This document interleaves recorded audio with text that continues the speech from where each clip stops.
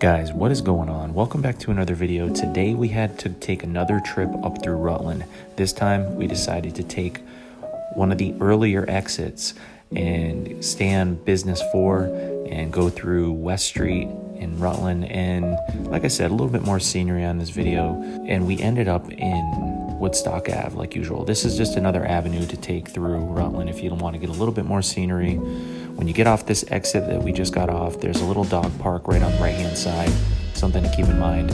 So other than that, we will see you at the end of the video. Peace.